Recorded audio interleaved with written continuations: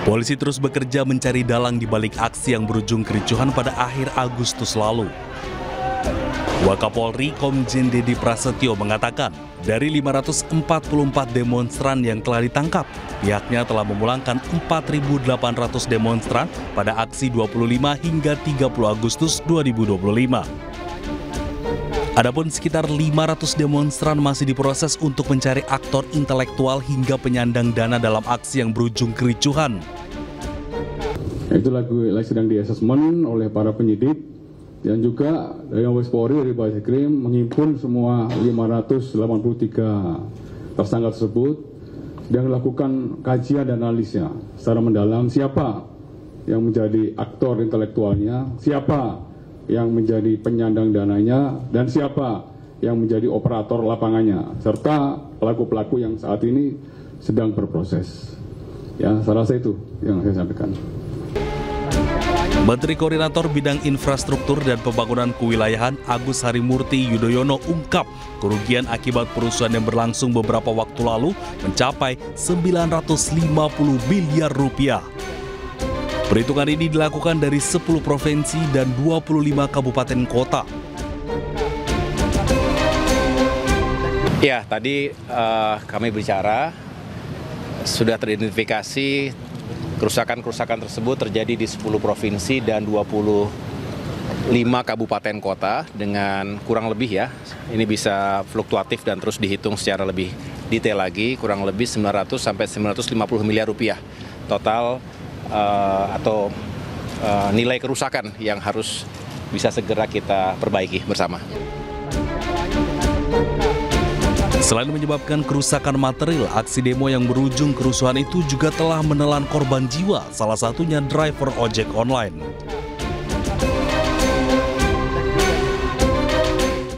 Pemirsa, Presiden Prabowo Subianto menyebut sebagian tuntutan rakyat dalam demonstrasi masuk akal. Tidak hanya itu, Presiden juga menegaskan siap berunding dengan masyarakat atas tuntutan tersebut.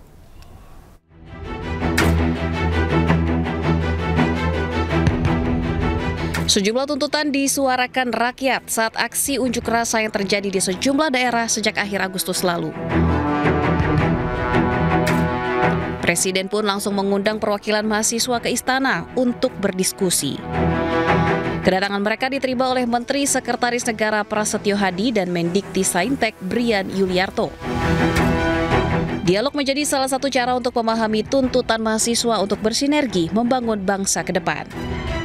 Ngobrol dari hati ke hati, kira-kira seperti apa pandangan-pandangan mahasiswa ya, untuk kita bisa perbaiki hal-hal yang masih kurang, untuk bisa membicarakan ide-ide bagaimana supaya Indonesia lebih cepat maju, lebih cepat bisa memperbaiki hal-hal yang memang kita ingin capai bersama.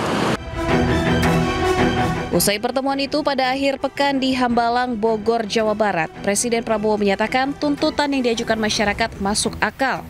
Presiden juga siap berunding untuk wujudkan tuntutan masyarakat.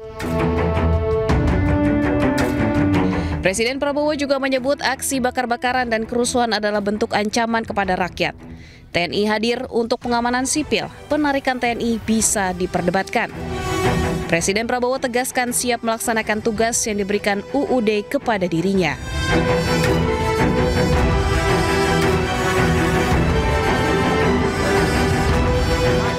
Hingga kini total ada 17 plus 8 tuntutan yang diajukan masyarakat melalui perwakilan mahasiswa. Tuntutan ini antara lain meminta pemerintah menghilangkan tunjangan bagi anggota DPR dan sahkan undang-undang perampasan aset koruptor.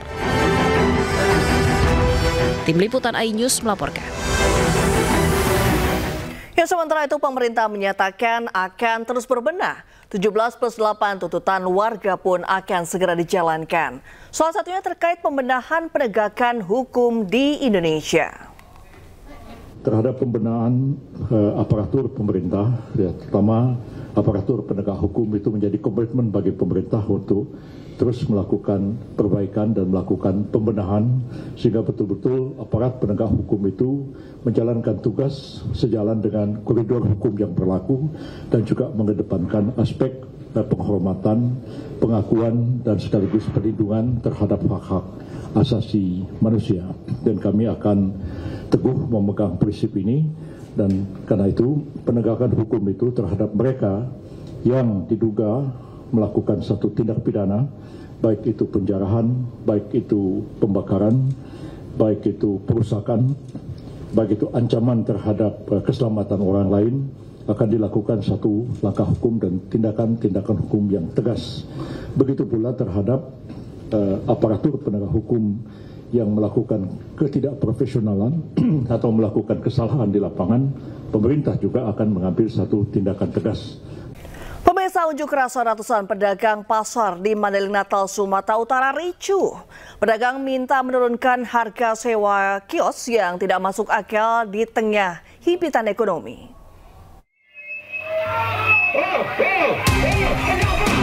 Aksi saling dorong ini terjadi antara pedagang Pasar Baru Panyambungan Mandailing Natal, Sumatera Utara dengan petugas keamanan di kantor DPRD Mandailing Natal, Sumatera Utara. Para pedagang kesal karena tak satupun anggota dewan yang bersedia menemui aksi mereka. Setelah 2 kali terlibat kericuan, sejumlah anggota dewan akhirnya bersedia menemui para pedagang. Dalam aksinya, pedagang meminta anggota DPRD mendesak pemerintah menurunkan harga sewa kios pasar Panyambungan yang saat ini dianggap tak masuk akal di tengah sulitnya ekonomi. Aksi pedagang ini akhirnya bubar setelah perwakilan dari Dewan berjanji akan mendesak pemerintah mengabulkan tuntutan mereka. Dari Mandailing Natal, Sumatera Utara, Ahmad Hussein Lubis, iNews melaporkan. Ya, kita ke informasi lainnya, pemirsa. Komandan Satuan Cyber TNI mendatangi Polda Metro Jaya. Mereka berkonsultasi terkait dugaan tindak pidana pegiat media sosial Ferry Irwandi. Komandan Satuan Cyber Mabes TNI Brigjen TNI Jo Sembiring menyebut pegiat media sosial Ferry Irwandi diduga terlibat dalam tindak pidana. Temuan tindak kriminal didapat dari patroli cyber oleh Dansat Cyber TNI. Terkait dengan kami menemukan hasil dari patroli cyber, terdapat kami temukan beberapa fakta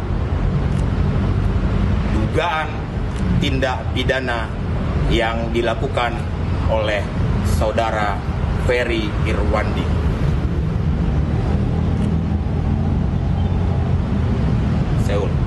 Saya ulangi, kami menemukan beberapa fakta dugaan tindak pidana yang dilakukan oleh saudara Ferry Irwandi. Sebagai warga negara yang taat dengan hukum, kami tentunya mengedepankan hukum, sehingga atas dugaan tindak pidana tersebut kami akan melakukan langkah-langkah hukum. Jadi biar kita lanjutkan, saya pikir itu dulu saja. Kami coba handphonenya mati nggak bisa, tetap saya hubungi, saya coba konsultasi karena dia berbicara masalah algoritma dan lain-lain. Saya sebagai Dansat Cyber juga memiliki hal seperti itu. Saya coba kontak, saya suruh tidak bisa. Ya, sementara itu terkait tudingan pada dirinya, Ferry Irwandi melalui akun Instagram yang menyatakan siap menghadapinya. Ferry menyatakan tidak akan kemana-mana dan tidak akan ganti nomor ponsel. Dan tenang aja Pak Jenderal, saya tidak pernah lari, saya masih di Jakarta, saya tidak akan pergi ke Singapura, Cina, dan lain sebagainya Pak. Dan soal tidak bisa dihubungi, saya juga tidak mengerti. Semua wartawan bisa sangat mudah menghubungi saya walaupun nggak pernah minta nomor saya. Dan nomor saya juga udah tersebar di mana-mana. Dan saya harus konfirmasi pesan atau apapun nggak pernah sampai ke saya. Jadi itu aja sih. Dan kalau misalnya tindakan ini dianggap bikin saya takut, khawatir, cemas, tidak Pak. Saya akan jalani, saya nggak akan play victim, rengek-rengek, tidak. gitu. Kalau memang mau diproses hukum, ya ini kan negara hukum, kita jalani bersama gitu. Itu aja Pak Jenderal, semoga sehat, bahagia selalu, senang selalu.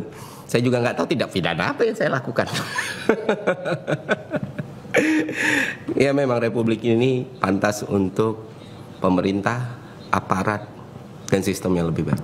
Itu aja dari gue, semoga bermanfaat teman-teman. Buat yang nanya kabar gue, tenang saja, gue baik-baik saja dan akan selalu baik-baik saja. Ya, kita ke informasi lainnya, pemirsa. Menteri Luar Negeri Sugiono mendukung untuk kembali mengusut kematian diplomat muda Arya Daru Pangayunan. Kemenlu mengatakan siap membantu pihak keluarga dan kepolisian.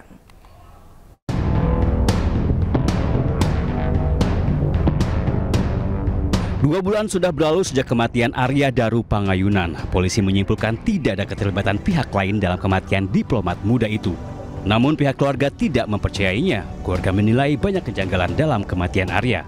Setelah menunjuk penasihat hukum, keluarga Arya terus mencari dukungan untuk mengungkap kematian Arya. Salah satunya dengan menemui Menteri Luar Negeri Sugiono. Digelar secara tertutup, Menlu menyampaikan pihaknya mendorong polisi melanjutkan penyelidikan kasus kematian Arya Daru. Salah satu bentuk dukungan yang diberikan Menlu adalah dengan memberikan sejumlah alat bukti seperti laptop kantor dan rekaman CCTV, serta memberikan akses bagi penyidik untuk meninjau gedung Kemlu. Bapak Menlu juga menyampaikan mendorong proses penyelidikan dapat dilanjutkan, terutama jika ada informasi baru yang dapat ditindaklanjuti oleh pihak penyelidik dari Polda Metro Jaya. Sebagaimana kita pahami, memang pihak Polda belum menutup kasus ini. Ya, jika ada informasi baru, tentu akan didalami oleh pihak Polda Metro Jaya. Kami sangat berterima kasih Pak Menlu dalam hal ini sangat mendukung upaya dari tim hukum, tim penasihat hukum keluarga untuk mengungkap kasus ini secara terang benderang dan secara komprehensif. Kami sangat berterima kasih. Kementerian Luar Negeri merasa sangat terbantu dengan kehadiran kami dari pihak penasihat hukum keluarga untuk bisa mengungkap kasus ini dengan baik secara terang benderang bersama pihak kepolisian tentunya. Sebelum meminta dukungan dari Menteri Luar Negeri, penasihat hukum keluarga Arya Daru sudah melayangkan surat permohonan rapat dengar pendapat atau RDP ke Komisi 3 DPR. 8 Juli 2025, Arya Daru ditemukan meninggal di kamar kosnya di Jalan Gondang Dia, Menteng, Jakarta Pusat. Arya meninggal dan kondisi wajah terlilit lakban dan tertutup plastik. Tim Liputan iNews melaporkan. Ya, informasi selanjutnya, pemirsa, sidang perdana gugatan terhadap Wapres Gibran Rakabuming Raka di Pengadilan Negeri Pusat ditunda. Gugatan berkaitan dengan perbuatan melawan hukum karena pendaftaran cawapres dianggap tidak memenuhi syarat.